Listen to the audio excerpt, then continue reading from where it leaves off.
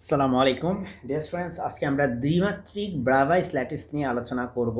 ওকে, so এই প্রশ্নটি অনার্সে অনেকবার আসছে। আমি একটু বলে দিই কোন কোন বার আসছে। জাতীয় বিশ্ববিদ্যালয় অনার্সে এটি আসছে 2023 সালে, 2021 সালে, 2019 সালে, 2016 সালে, 2015 সালে অনার্সে আসছে জাতীয় বিশ্ববিদ্যালয়, এবং জাতীয় বিশ্ববিদ্যালয় 2022 সালে ডিগ্রিতে এই প্রশ্নটি আসছে যে ব্রাভাইস ল্যাটিস নিয়ে আলোচনা করতে বলছে, দ্বিমাত্রিক ব্রাভাইস ল্যাটিস নিয়ে।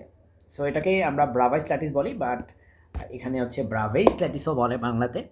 সো যাই হোক, সলিড স্টেট ফিজিক্সের এই টপিকটা। ওকে, সো দ্বিমাত্রিক ব্রাভাইস ল্যাটিস কয় প্রকার, এবং আমরা এই প্রকারগুলোকে চিত্র সহকারে বর্ণনা করব। আমরা যেভাবে চিত্র দেখব সেইভাবে আমরা পরীক্ষার খাতা লিখব। ওকে, দ্বিমাত্রিক ব্যবস্থায় ব্রাভাইস ল্যাটিস হচ্ছে মোট 5 ধরনের। সো আমি তোমাকে আগে বলি যে ব্রাভাইস ল্যাটিস আসলে কি বোঝায়। ঠিক আছে, ল্যাটিস বলতে বোঝায় periodic arrangement of particles.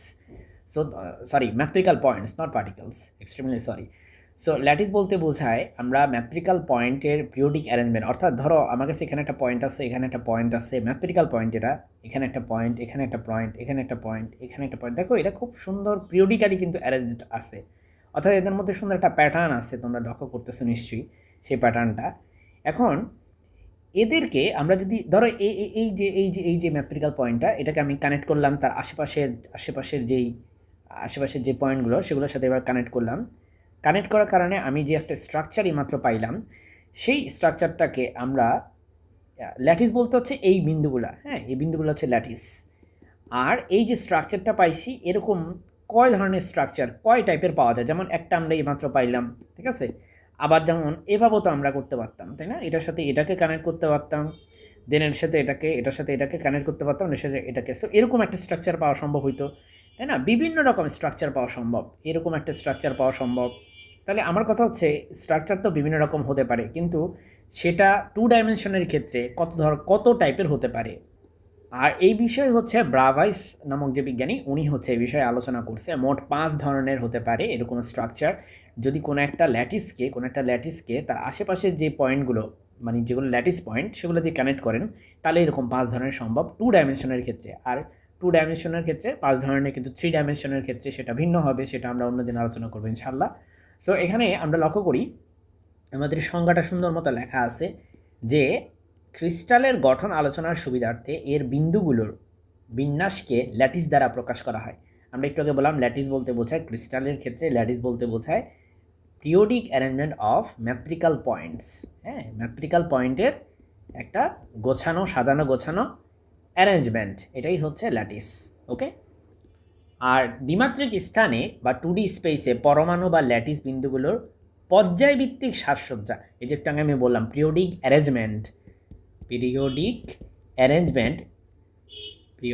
Arrangement, এই জিনিসটাকে বাংলায় বলতেছে পর্যায়ভিত্তিক সাজসজ্জা। ওকে, পর্যায়ভিত্তিক সাজসজ্জা। তুমি দেখতে পাচ্ছ যে এরা কি সুন্দর একটা নির্দিষ্ট পিরিয়ড মেনটেন করতেছে, একটা পর্যায় মেনটেন করতেছে, একটা সুন্দর একটা সাজসজ্জা মেনটেন করতেছে। এবং এই সাজসজ্জা যদি এমন হয় যে প্রত্যেকটা ল্যাটিস, এই পয়েন্টগুলো কিন্তু এক একটা ল্যাটিস পয়েন্ট, এই প্রত্যেকটা ল্যাটিস বিন্দুর পরিবেশ হুবহু একই থাকে। হ্যাঁ, দেখো এই ল্যাটিস বিন্দু, তার আশেপাশের বিন্দুগুলো কিন্তু একই রকমভাবে পরিবেশ, মানে তার আশেপাশের বিন্দুগুলোর প্যাটার্নও একই রকম। তবে তাকে দ্বিমাত্রিক ব্রাভাইস ল্যাটিস বা 2D ব্রাভাইস ল্যাটিস বলা হয়। সো চলো আমরা সংজ্ঞাটা তুমি এখান থেকে লিখবা। ঠিক আছে, এবার আমরা হচ্ছে একটু দেখি যে 5 ধরনের ল্যাটিস তোমার কেমন কেমন হতে পারে। এখানে একটা কথা বলে রাখি, এখানে এগুলো ল্যাটিস স্থানাঙ্ক বা ট্রান্সলেশন ভেক্টর এ এবং বি দ্বারা প্রকাশ করা হয়। সো যে কোনো ল্যাটিস, এই যে এটা একটা ল্যাটিস পয়েন্ট, এটা একটা ল্যাটিস পয়েন্ট, এটা একটা ল্যাটিস পয়েন্ট, এদেরকে যে কানেক্ট করছি, এখানে 2টা ভেক্টর, একটা হচ্ছে এ, একটা বি, এদেরকে আমরা বলি হচ্ছে বেসিস ভেক্টর। ঠিক আছে, বেসিস ভেক্টর। এই বেসিস ভেক্টর দিয়ে দাঁড়াও বাংলাটা লিখে দিচ্ছি, বাংলাটা হচ্ছে বেসিস ভেক্টর, এভাবে লিখবা। হ্যাঁ, তাহলে এই বেসিস ভেক্টরের কনসেপ্টটা হচ্ছে এমন, তোমরা ভেক্টরের চ্যাপ্টারে একক ভেক্টর শিখে আসছো না? ঠিক একই রকমভাবে বেসিস ভেক্টরের কাজও হচ্ছে যে লেটস সে এই পয়েন্টগুলো যদি আমরা নেই, হ্যাঁ আমি একটু একে আবারও দেখাই, এরকম ল্যাটিসের পয়েন্টগুলো আমরা নিছি। এখন আমরা যদি এদেরকে কানেক্ট করি, হ্যাঁ লেটস সে আমি এই পয়েন্টের সাথে এটাকে কানেক্ট করলাম, এটার সাথে এটাকে কানেক্ট করলাম, এটার সাথে এটাকে কানেক্ট করলাম, আর এটার সাথে এটাকে কানেক্ট করলাম। এই যে কানেক্ট করলাম, এর থেকে তো আর ক্ষুদ্র কোনো ঘর তুমি বানাইতে পারবা না, বানাইতে পারবা? এর থেকে তার ক্ষুদ্র বানানো সম্ভব না। হ্যাঁ, এরকম নিতে পারতাম আমরা, এরকম আরেকটা নিতে পারতাম, স্ট্রাকচারটা এরকম হতে পারতো, কিন্তু ধরো আমি আপাতত এরকম একটা স্ট্রাকচার রাখছি। সো এই যে এইটুকু লেন্থ, এটাকে আমরা ধরছি এ, আর এইটুকু এটা হচ্ছে বি, এবং এদের আমরা ভেক্টর হিসেবে প্রকাশ করতেছি।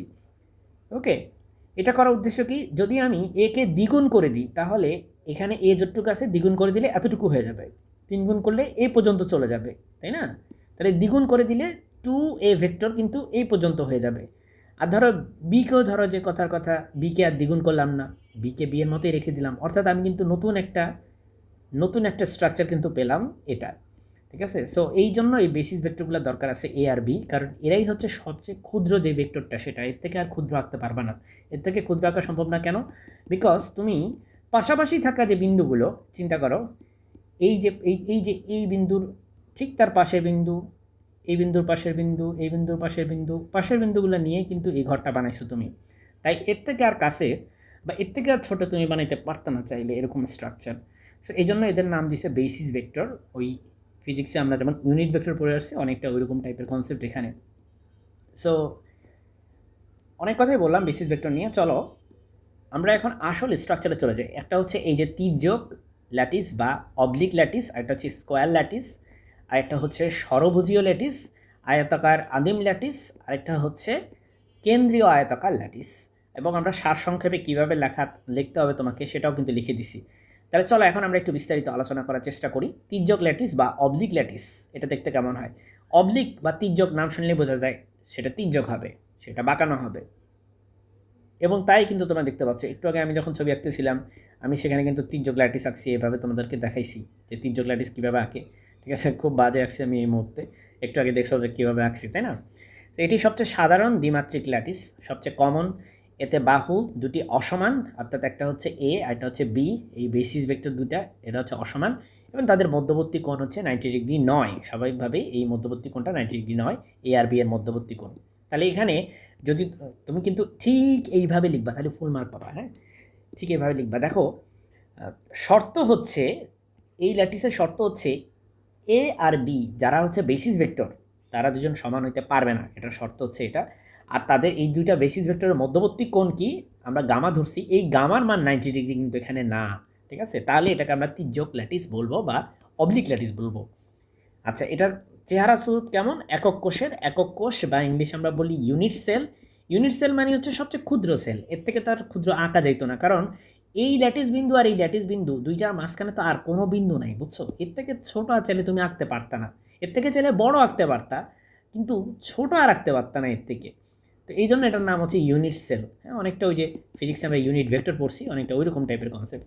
তাহলে এখন তুমি দেখো যে এটা হচ্ছে সামান্তরিক। হ্যাঁ, সামান্তরিকের মতো দেখতে, তাই না? তারপরে একক কোষটা সামান্তরিকের মতো। এদের বৈশিষ্ট্য কি? এতে কোনো বিশেষ প্রতিসাম্য থাকে না, কেবল 180 ডিগ্রি ঘূর্ণন প্রতিসাম্য বিদ্যমান, অর্থাৎ 180 ডিগ্রি কোণে ঘুরলে সে তার আগের মতোই দেখতে লাগবে।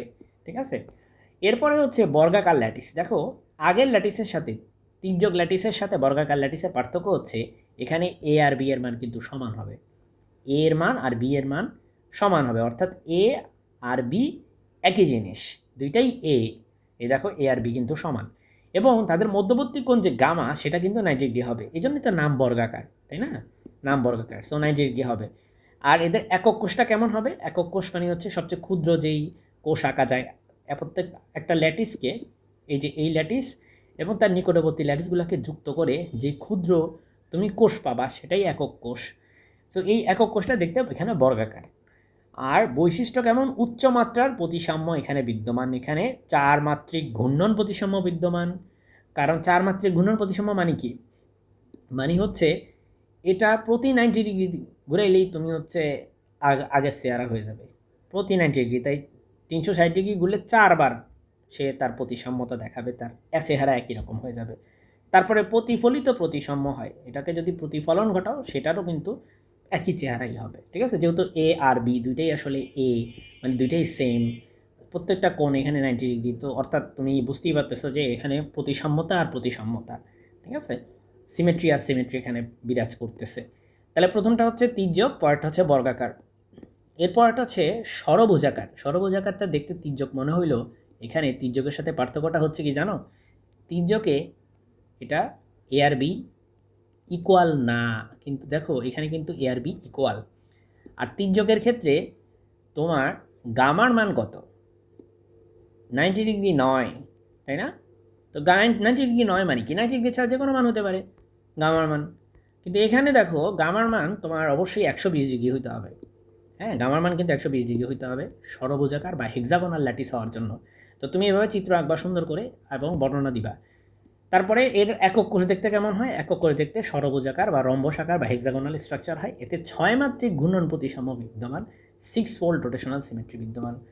আমরা রোটেশনাল সিমেট্রি নিয়ে আলাদা করে অনেক ডিটেলসে আলোচনা করবো ইনশাল্লাহ। সো আয়তাকার আদিম প্রতিসাম্য বা আয়তাকার আদিম ল্যাটিস বা রেগুলার প্রিমিটিভ ল্যাটিস, এই ল্যাটিসে বাহু দুটি অসমান কিন্তু কোণ দেখো 90 ডিগ্রি, তাহলে এটা কিন্তু বর্গাকার ল্যাটিসের সাথে অনেক মিল আছে। কারণ বর্গাকার ল্যাটিসে এ আর বি দুইটা কিন্তু সমান, কিন্তু এখানে কিন্তু সমান না, তাই না? কিন্তু কোণ ঠিকই 90 ডিগ্রি, এই জন্যই তো ওটা বর্গ আর এটা কি? এটা হচ্ছে রেক্টেঙ্গেল। আমরা জানি রেক্টেঙ্গেল বা আয়তক্ষেত্র মানে কি? যেই স্ট্রাকচারের কি দুই বাহু সন্নিহিত, দুই বাহু সমান কিন্তু না, কিন্তু তাদের মধ্যবর্তী কোণ ঠিকই 90 ডিগ্রি। তো এগুলো খুব সহজ, একটু দেখলেই বুঝতে পারবে। একক কোষ হচ্ছে আয়তক্ষেত্র, দেখেই বোঝা যাচ্ছে এটা আয়তক্ষেত্র। বৈশিষ্ট্য হচ্ছে এতে কেবল কোণায় বিন্দু থাকে, এই যে কোণায় কোণায় বিন্দু থাকে, ঠিক আছে? সো এই জন্য এটাকে বলে প্রিমিটিভ সেল, বিকজ এটার বডির সেন্টারে থাকে না বা ফেসের মধ্যে কিছু থাকে না এরকম। এরপরে লাস্টেরটা হচ্ছে কেন্দ্রীয় আয়তাকার ল্যাটিস। এখানে দেখো এটার সাথে এটার কত সুন্দর একটা মিল আছে। এটার 4 কোণায় 4টা থাকে, আর এটা কিন্তু 4 কোণা 4টার পাশাপাশি কেন্দ্র কিন্তু একটা ল্যাটিস বিন্দু থাকে, ঠিক আছে? সো দেখো এখানে বলতেছে আয়তাকার আদিম ল্যাটিসের মতো বাহু দুটি এখানেও অসমান 90 ডিগ্রি। একটু খেয়াল করো এই জিনিসটা দেখো, দুইটা কিন্তু সেম, কিন্তু পার্থক্যটা কোথায়? পার্থক্যটা হচ্ছে অতিরিক্ত একটা কেন্দ্রিক বিন্দু থাকে, এখানে কেন্দ্রে একটা বিন্দু থাকে যেটা এখানে কিন্তু থাকে না, ঠিক আছে? সো এই পয়েন্টটাই এখানে এটার থেকে এটা আলাদা। কোনটা আলাদা? পয়েন্টটা কি? পয়েন্টটাই হচ্ছে এখানে কেন্দ্রে একটা বিন্দু থাকে, এই জন্য এর নাম হচ্ছে কেন্দ্রিক আয়তাকার ল্যাটিস বা সেন্টার্ড রেক্টেঙ্গুলার ল্যাটিস। কোষটা হচ্ছে কেন্দ্রিক আয়তক্ষেত্র, আর এটি একটি নন প্রিমিটিভ একক কোষ। নন প্রিমিটিভ মানে কি? প্রিমিটিভ মানে হচ্ছে যার 4 কোণায় থাকবে, আর নন প্রিমিটিভ মানে কি? যার 4 কোণায় থাকবে প্লাস হচ্ছে মাঝখানে বা অন্য কোথাও থাকবে, হ্যাঁ, বিন্দুটা ল্যাটিস বিন্দু থাকবে। সো যাই হোক, আমরা নন প্রিমিটিভ নিয়ে এর আগে আলোচনা করেছি, সামনেও করবো ইনশাল্লাহ। আমরা সারসংক্ষেপ পুরোটা দেখে নিচ্ছি, আর পুরোটা আর বিস্তারিত তো ব্যাখ্যা করবো না, এতক্ষণ ধরে তাই করছি। এই সারসংক্ষেপ যদি তুমি টেবিল আকারে লিখতে পারো পরীক্ষায়, আমি মনে করি খুবই ভালো হয়, ঠিক আছে? যদি লিখতে পারো, আর যদি নাও লিখতে পারো তাহলে উপরে বর্ণনাগুলো চিত্র সহকারে সুন্দর করে লিখবা। চিত্র আঁকার জন্য তুমি হচ্ছে পেন্সিল ইউজ করবা, স্কেল ইউজ করবা, তাহলে ইনশাল্লাহ ফুল মার্ক পাবা। আজকে ভিডিওটা এই পর্যন্তই। আসসালামু আলাইকুম।